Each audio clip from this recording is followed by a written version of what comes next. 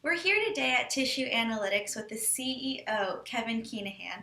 Thank you so much for being here today and congratulations on your most recent awards of funds. So for those who don't already know, what is Tissue Analytics and can you tell us a little about your funding situation? Yeah, absolutely. Tissue analytics is kind of a telehealth solution for what are called chronic wounds. Patients get bed sores and diabetic ulcers. They're very difficult to track over time, partly because patients are in home care groups and nursing homes like peripheral care facilities. So we have one central platform that lets nurses, relay information back to physicians, but also do all this really high-level analysis that lets doctors track them accurately over time. And as far as fundraising goes, we were very fortunate to just close our first seed round of financing, $750,000 in actually about 4 weeks of fundraising. It was a very exciting process. That's awesome. And you began to develop tissue analytics while you were still in school at Johns Hopkins University, where you did both your bachelor's and your master's in biomedical engineering. How did you realize that your project was really gaining traction? How did you keep the support going? And at what point did you realize that you were really revolutionizing wound care and you were becoming an entrepreneur? That's a good question. Me and my other co-founder, we have two co-founders who are engineers. One's a physician. Both of the engineers come from what's called the Center for Bioengineering Innovation and Design at Homewood campus. That program, I think from its inception, has tried to develop companies and be an incubator of sorts and get probably a third of the projects each year end up actually forming companies. So it's easy when you're starting from that environment to have that foresight for continuing the project. That's really great. Given that you come from that engineering background, it seems that you would really have to learn a lot of these business management skills kind of on the go. So what kind of resources or things did you read to really prepare yourself and learn about the funding opportunities that were available to you? Yeah, interesting.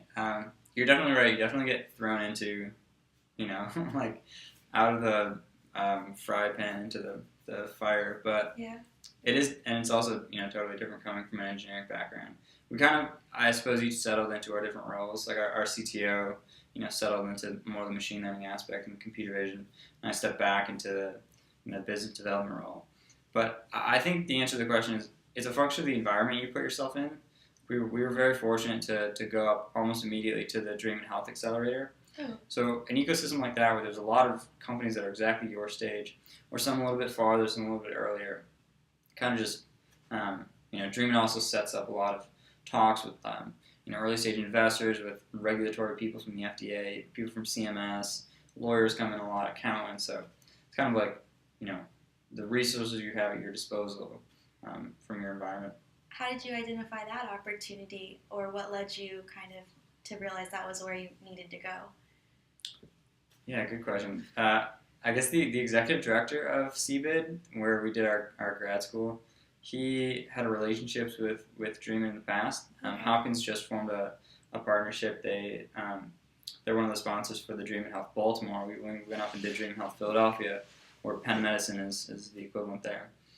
So we spoke with the partner of that program, Dream Ventures.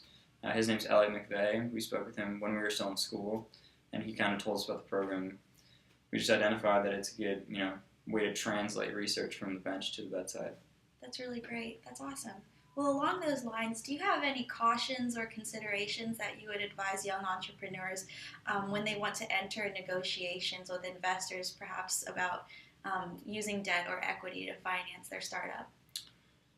Yeah, interesting. I mean, convertible notes are getting really popular these days, which is exactly what we used. Our fundraising process was pretty straightforward because we found a strategic investor really early. So, you kind of have all the leverage if you find a strategic or if you find a lead early, because then you get that FOMO, that fear of missing out. Thank you.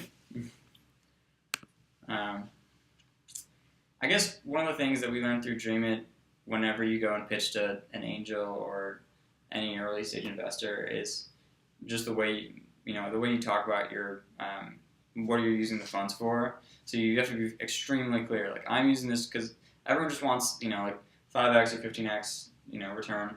So you have to say, I'm using these funds to grow my sales team, or I'm going to go nationwide with these funds, or these funds are going to allow me to do this study that's going to increase my valuation by this percentage. It's great. Great advice. Any final words of advice for students who are hoping to become an entrepreneur and need to navigate the world of startup funding? Yeah, I mean it's a grind. So pick a project you really like. Pick a project that you think really has an impact on, not necessarily patients if you're not in healthcare, but pick a project that you think, has an effect on people's lives. I guess that's my words of advice. Great. Thank you so much. Thanks so much for your time. No problem. Right.